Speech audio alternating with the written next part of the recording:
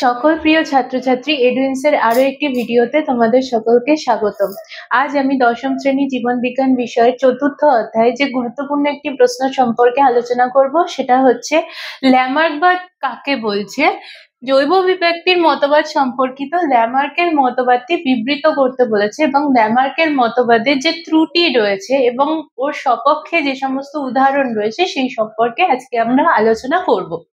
তাহলে দেখো, প্রথমে ল্যামার্কবাদের ত্রুটি বা ল্যামার্কবাদের সপক্ষে উদাহরণ সম্পর্কে জানার আগে আমাদের জেনে নিতে হবে ল্যামার্কবাদ জিনিসটা কি। দেখো, আমরা জৈব অভিব্যক্তির যে সংজ্ঞা, সেই সংজ্ঞা থেকে আমরা কি জানতে পারি? অভিব্যক্তি কাকে বলছে? যে মন্থর এবং ধারাবাহিক প্রক্রিয়ায় ক্রমান্বয়ে সরলতম জীব থেকে জটিল জীবের সৃষ্টি হচ্ছে, তাকে আমরা অভিব্যক্তি বলে থাকি। সুতরাং অভিব্যক্তি ক্রমবিবর্তন বা ক্রমবিকাশের সাথে কিন্তু ওতপ্রোতভাবে জড়িত।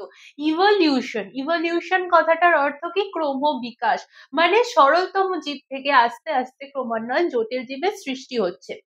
এই যে সরলতম জীব থেকে জটিল জীবের সৃষ্টি হচ্ছে, এই সময়ে যে এই যে জিনিসটা হচ্ছে বা এই যে প্রক্রিয়াটা, এই প্রক্রিয়ার সপক্ষে বা এই প্রক্রিয়ার ভিত্তিতে কিছু বিজ্ঞানী কিছু প্রমাণ দিয়েছিলেন এবং কিছু মতবাদ প্রকাশ করেছিলেন। সেই মতবাদগুলো সম্পর্কে আজ আমরা পড়বো। প্রথমে এসেছিল ল্যামার্ক, যা ব্যাপটিস্ট দ্য মনেট ল্যামার্ক। উনি কোথাকার বিজ্ঞানী ছিলেন? ফরাসি বিজ্ঞানী। উনি কি বলেছিলেন এই ল্যামার্কবাদ সম্পর্কে? ওনার যে জৈব অভিব্যক্তি সংক্রান্ত মতবাদ, সেটাকে আমরা ল্যামার্কবাদ বলে থাকছি। উনি তার এই মতবাদ যে গ্রন্থে লিখে রেখে গিয়েছিলেন, সেই গ্রন্থের নাম হচ্ছে ফিলোসফি জুওলজি। তাহলে যা ব্যাপটিস্ট দ্য মনেট ল্যামার্ক কি করেছিলেন? তার এই যে ল্যামার্কবাদ, সেটা তার ফিলোসফি জুওলজিক নামক গ্রন্থে কিন্তু উনি লিপিবদ্ধ করে গিয়েছিলেন। তাহলে উনি এই ল্যামার্কবাদে যে সমস্ত জিনিসগুলো সম্পর্কে বলেছিলেন, সেই সম্পর্কে আজকে আলোচনা করব। প্রথমে উনি বলেছিলেন পরিবেশের প্রভাব। পরিবেশের প্রভাব বলতে উনি কি বুঝিয়েছেন? দেখো, পরিবেশ কিন্তু জৈব অভিব্যক্তির সাথে ওতপ্রোতভাবে জড়িত।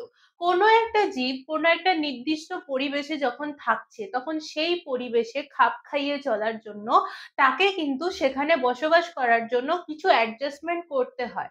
তো এই অ্যাডজাস্টমেন্ট করার জন্য তাদের নিজেদের মধ্যে কিছু পরিবর্তন আনতে হয়।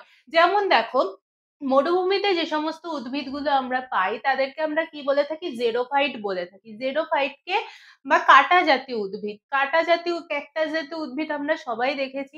জেরোফাইটকে যদি তুমি সঠিকভাবে তুমি যদি পর্যবেক্ষণ করো, তাহলে দেখবে যে জেরোফাইটের পুরো যে দেহটা, সেটা মোম জাতীয় আস্তরণ দ্বারা কিন্তু আবৃত থাকবে। দেখবে ওদের গায়ে গায়ে যে একটা পুরো কিউটিকলের আস্তরণ থাকে, পুরো একটা মোমের মতন আস্তরণ থাকে, ওটাকে কিউটিকল বলা হচ্ছে। ওইটা কেন থাকছে? কারণ হচ্ছে যাতে ওই কাণ্ডের মধ্যে দিয়ে যাতে কোনো রকম ভাবে জল বা এক্সেস ওয়াটার যাতে ওদের দেহ থেকে বাইরে না বেরিয়ে যায়। ইভেন পত্ররন্ধ্র, মানে পাতার মধ্যে যে পত্ররন্ধ্র বা স্টোমাটা থাকে, সেগুলো কি করে? সেগুলো আমাদের বাষ্পীমোচনে, উদ্ভিদের বাষ্পীমোচনে সহায়তা করছে। এইবার ওদের বাষ্পীমোচনের থ্রু যাতে ওদের দেহ থেকে এক্সেস ওয়াটার বেরিয়ে না যেতে পারে, তাই জন্য ওদের ওই পাতাটা জৈব অভিযোজনের সাহায্যে কিন্তু কাঁটায় রূপান্তরিত হয়েছে। অর্থাৎ দেখো, ওরা ওই প্রতিকূল পরিবেশে নিজেদেরকে মানিয়ে নেওয়ার জন্য ওরা কি করেছে? নিজেদের মধ্যে এই পরিবর্তনটা কিন্তু এনেছে। অন্যান্য উদ্ভিদের থেকে কিন্তু ওরা অনেকটাই আলাদা।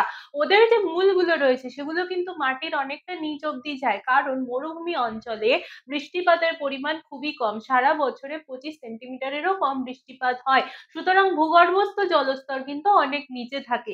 ভূগর্ভস্থ জলস্তর পাওয়ার জন্য ওদের মূলগুলো কিন্তু মাটির অনেকটা নিচ অব্দি যায়, এবং যাতে জলের কোনো রকম অভাব না থাকে, তাই জন্য নিজেদের শরীরের মধ্যে জলটাকে সঞ্চয় করে রাখার জন্য এবং জলটা যাতে নিজেদের দেহ থেকে বাইরে না বেরিয়ে যায়, তাই জন্য ওরা কিন্তু নিজেদের যে দেহ, সেই দেহের ওপরে পুরো কিউটিকলের আস্তরণ থাকছে, প্লাস পাতাগুলো কাঁটায় রূপান্তরিত হয়ে গিয়েছে। তাহলে এই যে জিনিসটা হলো, এটা কি? অভিযোজনের থ্রু কিন্তু ওদের মধ্যে যে অভিব্যক্তি হয়েছে, অভিব্যক্তি কিরকম? শারীরবৃত্তীয় অভিযোজন বা শারীরবৃত্তীয় অভিব্যক্তি ওদের মধ্যে দেখা গিয়েছে। তাহলে পরিবেশের প্রভাব কিন্তু খুব ইম্পর্টেন্ট। আর কি দেখবে যে যে সমস্ত লবণাম্ব জাতীয় উদ্ভিদ রয়েছে, যদি কখনো সুন্দরবন অঞ্চলে গিয়ে থাকো দেখবে লবণাম্ব উদ্ভিদ গুলোতে নিউমেটোফোর দেখতে পাওয়া যায় বা শ্বাসমূল দেখতে পাওয়া যায়। শ্বাসমূল কেন থাকে ওদের? কারণ ওদের যে মূলটা মাটির নিচে যাচ্ছে, লবণাক্ত মৃত্তিকাতে অক্সিজেন কিন্তু মাটির নিচে ভালো করে চলাচল করতে পারে না। তাই জন্য ওরা শ্বসনের সুবিধার জন্য বা শ্বাসকার্যের সুবিধার জন্য ওদের মূলটা কি হয়, বাইরে বেরিয়ে আসে, মাটির বাইরে বেরিয়ে আসে। এবং মাটি সেই মূলটার ওপরে কিছু ছিদ্র ছিদ্র অংশ থাকে, ওই ছিদ্রগুলোকে কি ওই ছিদ্রগুলোর থ্রু কিন্তু ওরা শ্বাসকার্য চালায়। এটাকে আমরা এই ধরনের মূলকে আমরা কি বলে থাকি, শ্বাসমূল বা নিউম্যাটোফোর। তাহলে দেখো পরিবেশের সাথে খাপ খাইয়ে চলার জন্য বা লবণাক্ত মৃত্তিকাতে ওরা নিজেদেরকে বাঁচিয়ে রাখার জন্য ওদের মধ্যে কিন্তু এই ধরনের অভিব্যক্তি হয়েছে। তাহলে পরিবেশের প্রভাব কিন্তু খুব গুরুত্বপূর্ণ। দ্বিতীয় কে আসছে অঙ্গের ব্যবহার এবং অব্যবহারের সূত্র। দেখো এখানে ল্যামার কি বলেছেন, যে কোনো একটা পরিবেশে খাপ খাইয়ে নেওয়ার জন্য কি হয়, কিছু কিছু অঙ্গের বেশি পরিমাণে ব্যবহার হয় বা কিছু কিছু অঙ্গ আমরা বা অন্যান্য জীবরা অনেক বেশি পরিমাণে ব্যবহার করে থাকি। যে সমস্ত অঙ্গগুলো খুব বেশি পরিমাণে ইউজ করা হয় বা যে সমস্ত অঙ্গগুলো বেশি অ্যাক্টিভ থাকে, সেই সমস্ত অঙ্গগুলো সবল এবং সুগঠিত হয়। আর যে সমস্ত অঙ্গগুলো কোনো রকম ব্যবহার হয় না, ব্যবহার আস্তে আস্তে কমে যায়, সেই সমস্ত অঙ্গগুলো ধীরে ধীরে কিন্তু ইনঅ্যাক্টিভ হয়ে পড়ে বা নিষ্ক্রিয় অঙ্গে পরিণত হয়। তাহলে সবল অঙ্গ আর নিষ্ক্রিয় অঙ্গ, এই হচ্ছে ব্যাপার। তাহলে অঙ্গের যেমন হচ্ছে আমাদের দেহে কিছু কিছু নিষ্ক্রিয় অঙ্গ রয়েছে, যেরকম ধরো অ্যাপেন্ডিক্স। এই অ্যাপেন্ডিক্স কেন ব্যবহার হতো বলতো? আদিম যুগে মানুষ কিন্তু আগুনের ব্যবহার জানতো না, তাই জন্য তখন তারা পশুদের মাংস কাঁচাই খেত। কাঁচা মাংস ডাইজেশনের জন্য বা কাঁচা মাংস হজম করার জন্য কিন্তু অ্যাপেন্ডিক্স খুব গুরুত্বপূর্ণ ছিল। কিন্তু বর্তমানে এই অ্যাপেন্ডিক্স আমাদের কোনো কাজে লাগে না, কারণ মানুষ এখন সভ্য হয়েছে, মানুষ আগুনের ব্যবহার করতে শিখেছে, এখন আমরা রান্না করে জিনিসপত্র ফুটিয়ে খাই। তাহলে অ্যাপেন্ডিক্স এর কোনো ব্যবহার এখন আমাদের শরীরে নেই। অ্যাপেন্ডিক্স বর্তমানে এখন আমাদের নিষ্ক্রিয় অঙ্গে পরিণত হয়েছে। আমাদের যে ইন্টেস্টাইন, সেই ইন্টেস্টাইনে যে বৃহদন্ত্র অংশ রয়েছে, বৃহদন্ত্রের নিচের দিকে একটা ছোট্ট করে এরকম অ্যাপেন্ডিক্স থাকে। কেউ কেউ মাঝে মাঝে অ্যাপেন্ডিক্স দেখবে কখনো কখনো বলে কারোর কারোর অ্যাপেন্ডিক্স অপারেশন হয়েছে, মানে ওই অ্যাপেন্ডিক্সটা মাঝে মাঝে অনেকে কেটে বাদও দিয়ে দেয়। অ্যাপেন্ডিক্স কিন্তু আমাদের শরীরে কোনো কাজে লাগে না, একটা নিষ্ক্রিয় অঙ্গ হিসাবে ও থাকে। এইবার আরেক ধরনের নিষ্ক্রিয় অঙ্গ আমাদের দেহে রয়েছে, কক্সিস। এই যে কক্সিস, এটা কেন রয়েছে? আমাদের যে পূর্বপুরুষ বানরের থেকে আমাদের উৎপত্তি হয়েছে, বানরের টাইমে কিন্তু ওদের লেজ ছিল, এই কক্সিস থেকে কিন্তু লেজের উৎপত্তি হয়েছে। এই বর্তমানে এই লেজের লেজ এখন বিলুপ্ত হয়েছে আমাদের, তাই জন্য কক্সিসের যে লেজের যে হাড়ের যে পার্টটা, সেটা একটু ছোট করে সুষুম্না কাণ্ডের একেবারে নিচের দিকে অবস্থান করছে কক্সিস রূপে।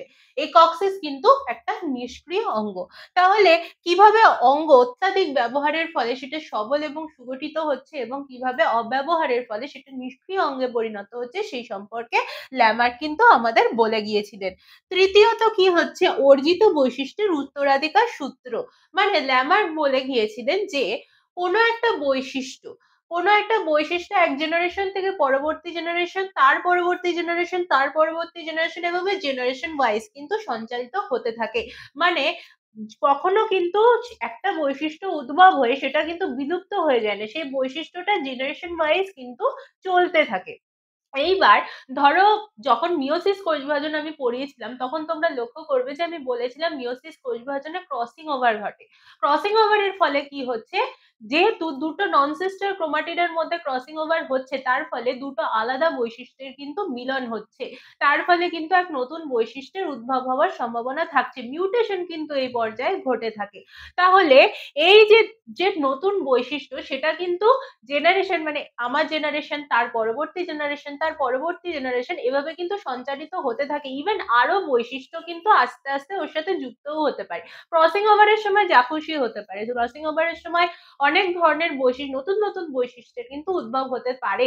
তার জন্যই কিন্তু বিভিন্ন যে পরবর্তী জেনারেশন আসে, পরবর্তী প্রজন্ম আসে, তাদের মধ্যে কিন্তু প্রতিকূল পরিবেশে খাপ খাইয়ে নেওয়ার যে অ্যাবিলিটি বা যে ক্ষমতা সেটা কিন্তু আরো বাড়তে থাকে।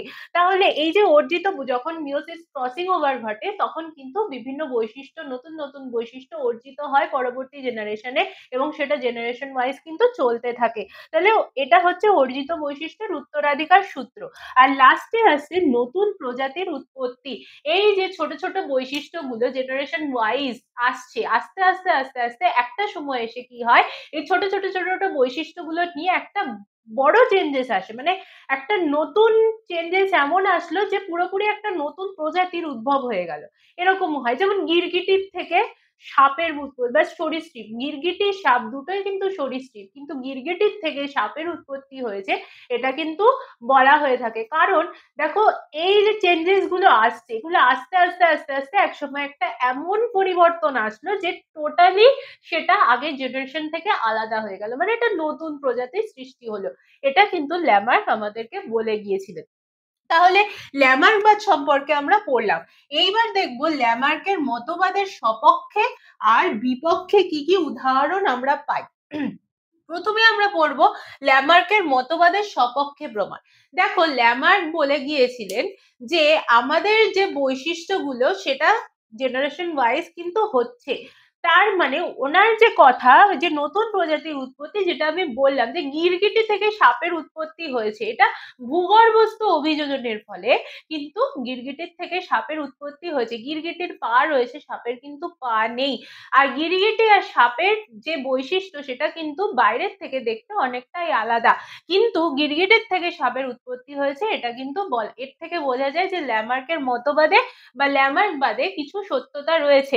তারপরে উনি আমাদেরকে বলেছিলেন যে জিরাফ, জিরাফ কি হয়েছে, জিরাফ প্রথমে কিন্তু ছোট, মানে আকৃতিতে কিন্তু ছোট ছিল, পরবর্তীকালে ওরা খাদ্যের সন্ধানে গলা উঁচু করতে করতে, মানে উঁচু গাছের ডালের পাতা খাওয়ার জন্য ওরা গলা উঁচু করতে করতে ওদের বিশাল বড় বিশাল লম্বাযুক্ত গলা উৎপত্তি হয়েছে।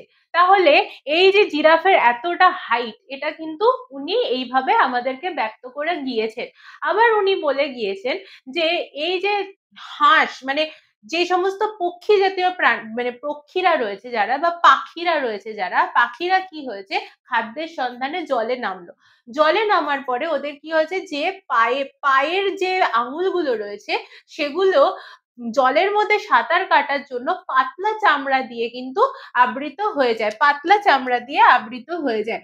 এবং এই জিনিসটাকে আমরা কি বলে থাকি, লিপ্তপদ বলে থাকি। এই জিনিসটাকে আমরা লিপ্তপদ বলে থাকি।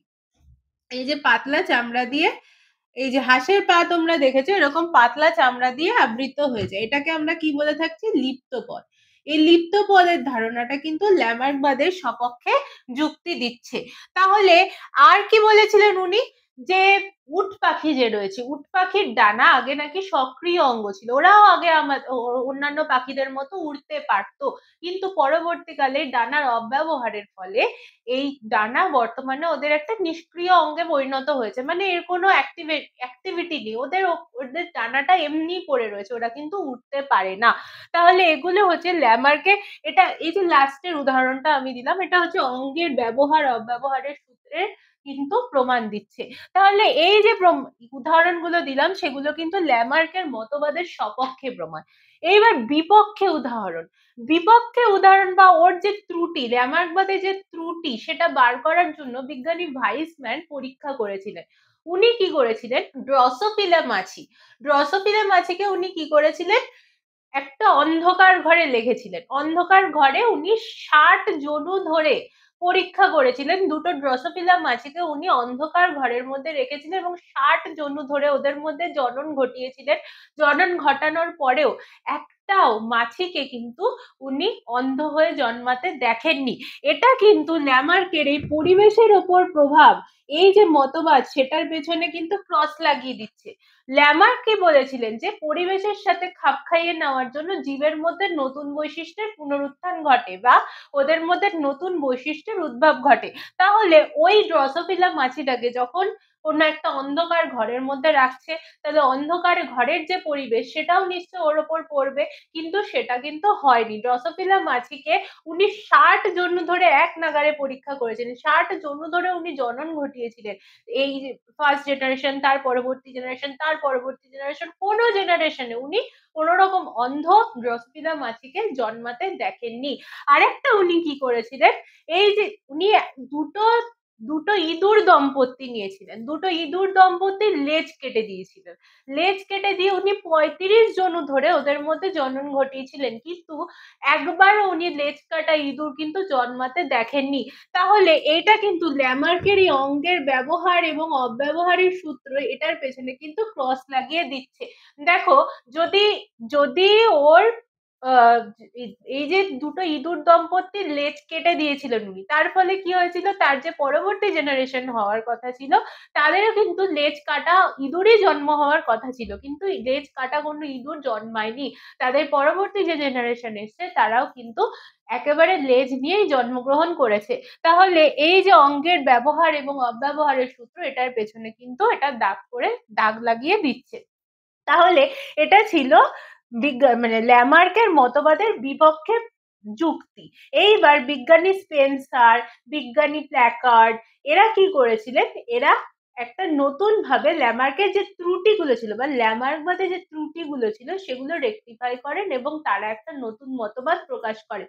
এই যে প্রকাশ করেন নতুন মতবাদ, এটাকে আমরা কি বলে থাকি, নয়া ল্যামার্কবাদ বলে থাকি। এটা কিন্তু পরীক্ষায় কোশ্চেন আসতে পারে যে নয়া ল্যামার্কবাদ কি, বা নয়া ল্যামার্কবাদ কারা প্রকাশ করেছিলেন। আর কি আসতে পারে, এই যে যেটা আমি পড়ালাম যে ল্যামার্কবাদ কিন্তু 5 নম্বরের কোশ্চেনে আসতে পারে। আর ল্যামার্কের মতবাদের সপক্ষে বিপক্ষে উদাহরণ, এটাও কিন্তু 3 নম্বরের বা 2 নম্বরের কোশ্চেনে আসতে পারে। তাহলে ল্যামার্কবাদ কিন্তু খুব ইম্পর্টেন্ট টপিক। তাহলে আজকের আলোচনা এই পর্যন্ত। ভিডিওটা কেমন লাগলো অবশ্যই জানাবে, এবং এই টপিকের ওপর যদি তোমাদের অন্য কোনো কোশ্চেন থাকে তাহলে সেটা অবশ্যই আমাদের কমেন্ট করে জানাবে। আমরা পরবর্তী ভিডিওতে তার আলোচনা নিয়ে আসবো।